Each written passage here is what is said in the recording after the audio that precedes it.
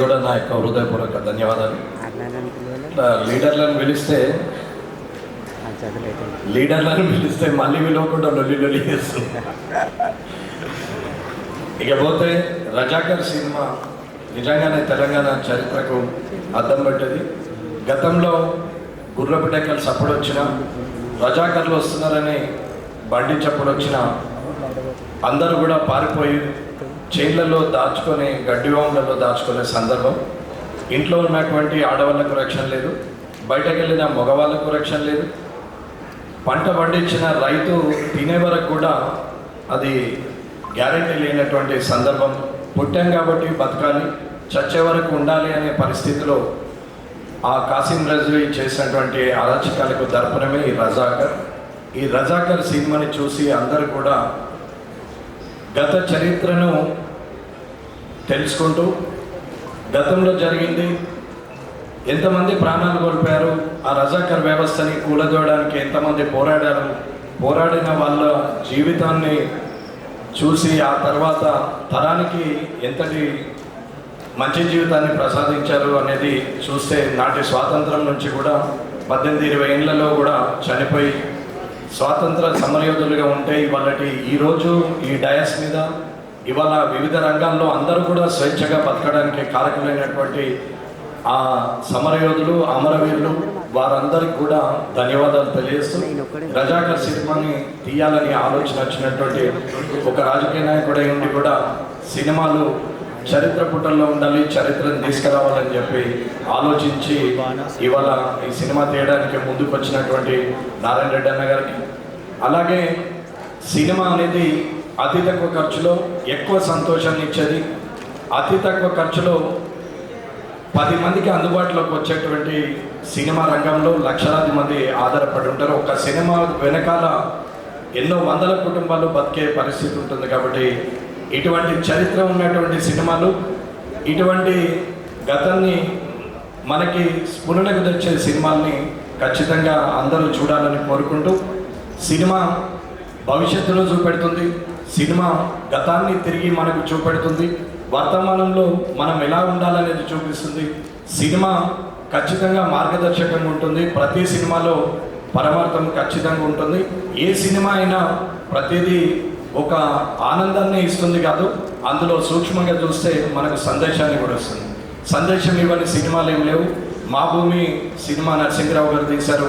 అప్పటి నుంచైనా ఇవాళ ఒరే రిక్షా సినిమా కావచ్చు, లేకపోతే చీమల దండు కావచ్చు, అలాంటి సినిమాలు కూడా ఇచ్చినటువంటి వారు ఉన్నారు. రేపటి పౌరులు సినిమా తీసిన టి కృష్ణ గారు కానీ, అలాగే కళాత్మకంగా తీసినటువంటి శంకరాభరణం సినిమా కావచ్చు, అలాగే దేవతల సినిమాను తీసినటువంటి నాటి యుగ పురుషుడు ఎన్టీ రామారావు కావచ్చు, భవిష్యత్తుని చూపించినటువంటి జేమ్స్ బాండ్ మూవీలు తీసిన సూపర్ స్టార్ కృష్ణ గారు కావచ్చు, అలాగే అప్పుడు రైలంగి నుంచి మొదలు పెడితే ఇప్పటి బ్రహ్మానందం గారి వరకు కూడా ఇలాంటి ఆనందాన్ని కూడా ఇవ్వగలిగి ఈ కళమ్మ తల్లి బిడ్డలైనటువంటి వీళ్ళందరికీ కూడా నిజంగా ప్రజలందరూ కూడా వారికి ధన్యవాదాలు తెలపాల్సిందే.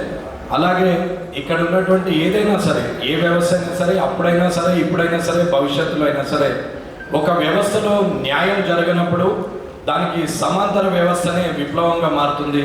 ఎదురు తిరుగుతారు, ఖచ్చితంగా యుద్ధం వాతావరణం మొదలవుతుంది. న్యాయం జరగనప్పుడే అక్కడ సమాంతర వ్యవస్థ వస్తుంది. కాబట్టి దాని పేరే విప్లవం అనుకుంటారు. దాని విషయంలో ఒక్కొక్కరు ఒక్కొక్క రకంగా అనుకున్న జరగాల్సిన న్యాయం జరగనప్పుడే, దానికి సరైన శిక్ష, అన్యాయానికి సరైన శిక్ష పడినప్పుడే ఆ సమాంతర వ్యవస్థ ఉద్భవిస్తుంది. దానికి ఏవైనా కారణాలు కావచ్చు. ఈ రజాకర్లో కూడా అలాంటి పరిస్థితులు వచ్చి ఎన్నో సంవత్సరాలు ఇబ్బందులు పడ్డటువంటి ఈ హైదరాబాద్ సంస్థానం అంటే బీదర్ నుంచి మొదలు పెడితే ఔరంగాబాద్ వరకు, బళ్ళారి నుంచి మొదలు పెడితే ప్రతి దగ్గర కూడా ఈ రజాకర్ వ్యవస్థలో మనకు ఇప్పటికీ వారి కుటుంబాలు కానీ, వారి గోడలు కానీ కనపడుతూ ఉంటాయి. ఇలాంటి సినిమాని తీయడానికి ముందుకు వచ్చినటువంటి, ఇలాంటి సినిమాలో నటించడానికి ముఖ్యమైన అందరూ వచ్చారు. ఇక్కడ ఉన్న అందరి సినిమాలు కూడా నేను కూడా చూశాను. అది వేదిక గారిది కావచ్చు, బాబు సినిమా గారిది కావచ్చు, లేకపోతే అన్న సినిమా కూడా చాలా సినిమాలు చూసాం. సరే, సినిమా ఎక్కడో టీవీల ముందర చూసిన సుమగారిని డైరెక్ట్గా చూసే అవకాశం కూడా వచ్చింది. కాబట్టి వారు మాట్లాడేది కానీ రాజీవ్ కనకాల గారు కానీ అది ఎప్పటి నుంచో చూస్తూ ఉంటాం టీవీలో. నేను కూడా మీ మామగారి ఇన్స్టిట్యూట్లో ట్రైనింగ్ తీసుకోవాలని వచ్చి మరి మళ్ళీపోయి రాజకీయ నాయకుడిగా వచ్చాను. లేకుంటే మీ లైన్లో నేను కూడా అయ్యేవాడినేమో. ఏదన్నా అనా మనిషి బతకాలనుకున్నప్పుడు తనకు కావాల్సినంత ఉంచుకొని ఎదుటి వాళ్ళకి నలుగురికి ఇవ్వగలిగే మనసు ఉండాలి, సింప్లిసిటీ ఉండాలి, డౌన్ టు ఎర్త్ ఉండాలి. ఏదున్నా శాశ్వతంగా ఉండేది పేరు తప్ప తన గుణం తప్ప ఇంకేమీ ఉండదు.